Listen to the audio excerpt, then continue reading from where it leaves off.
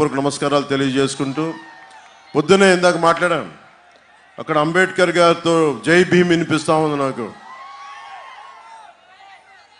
నిజంగా అంబేద్కర్ గారు బడుగు బలహీన వర్గాలే కాదు, ప్రతి మనిషికి దాదాపు 300 పైచిలకు వ్యక్తులు, మహోన్నతులు, మేధావులు కూర్చొని రాజ్యాంగాన్ని చేశారు.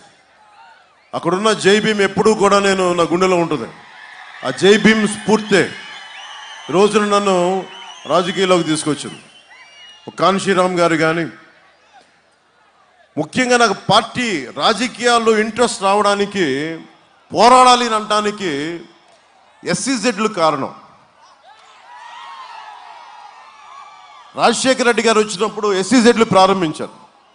ఎస్సీజెడ్లు ప్రారంభించినప్పుడు నేను తెలంగాణలోనే మొత్తం చూస్తున్నప్పుడు అది వకీల్ సాబ్లో కూడా ఒక డైలాగ్ ఉంటుంది. నిజంగా గుండె లోతుల నుంచి వచ్చిన డైలాగ్ అది.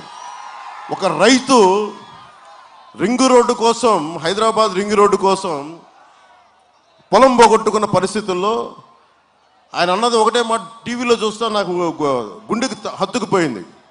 ఎప్పుడన్నా ఊళ్ళ కోసం రోడ్లు వేయడం చూసాం కానీ రోడ్ల కోసం ఊళ్ళు తీసేయడం చూడలేదని గుండె కదిలించేసింది ఆ మాట నాకు.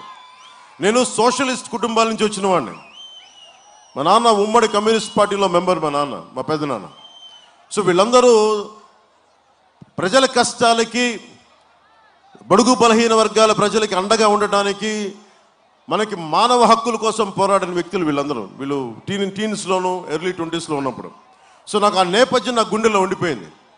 ఎస్సీజెడ్, ముఖ్యంగా కాకినాడ ఎస్సీజెడ్ 10,000 ఎకరాలు మేము పరిశ్రమలు స్థాపిస్తాం, యువతకి ఉద్యోగాలు ఇస్తామని చెప్పి 2009, అది దాదాపు 15 ఏళ్ళు అయిపోయింది.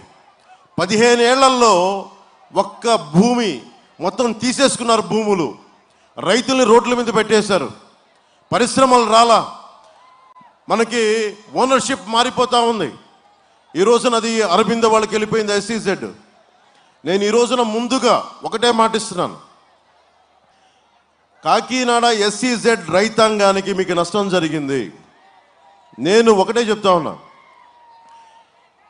అరబిందో వాళ్ళు కానీ ఎవరు ఇచ్చినా కానీ పార్టీ ఫండ్ ఎవరి దగ్గర నుంచి నేను తీసుకోలేదు. మీరు అది నమ్మాలి. ఎందుకంటే నాకు అలాంటి ఫండ్స్ నేను తీసుకోను. ఎందుకంటే మీరు గుండెల్లోంచి ఇచ్చిన రూపాయే నాకు 1,00,000 రూపాయలతో సమానం.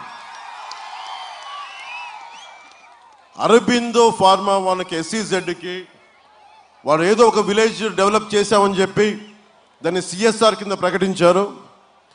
అలా కాకుండా ప్రతి రైతుకి న్యాయం జరిగే వరకు, ప్రతి ఒక్కరికి వారు ఏ ఉద్దేశంతో అయితే అది ఇవ్వబడిందో, పెట్టబడిందో, ముఖ్యంగా రైతాంగం నష్టపోయింది, నష్టపోయిన రైతులకి నష్టం పూరించేలా, అలాగే ఏ పరిశ్రమల కోసం అయితే త్యాగం చేయబడిందో ఆ భూముల్లోకి పరిశ్రమలు వచ్చేలాగా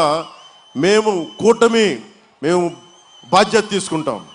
ఇక్కడ ముఖ్యంగా పిఠాపురానికి సంబంధించి వర్మ గారు ఉన్నారు, నేను ఉన్నాను, కేంద్రంలో మన కేంద్రంలో నరేంద్ర మోదీ గారు ఉన్నారు, రాష్ట్రంలో చంద్రబాబు గారు ఉన్నారు, ఇక్కడ కృష్ణరాజు గారు ఉన్నారు, మన ఎంపీ అభ్యర్థి తంగెళ్ళ ఉదయ్ శ్రీనివాస్ ఉన్నాడు.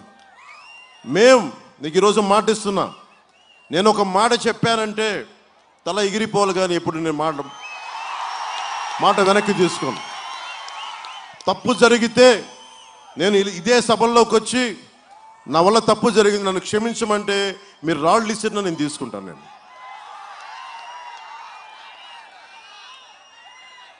భారతదేశంలో 10 ఏళ్ల పాటు నేను ఎందుకు నిలబడగలను, బలంగా గట్టిగా ఎందుకు నిలబడగలను అని చెప్పడానికి ఒకటే మాట. 10 ఏళ్ల పాటు, దశాబ్దం పాటు ఒక్క పదవి లేకుండా, ఒక్క ఉన్న ఎమ్మెల్యే కూడా వెళ్ళిపోయిన దశాబ్దం పాటు భారతదేశంలోనే ఒక రాజకీయ పార్టీ నడిపింది, అది నేనే నడిపాను.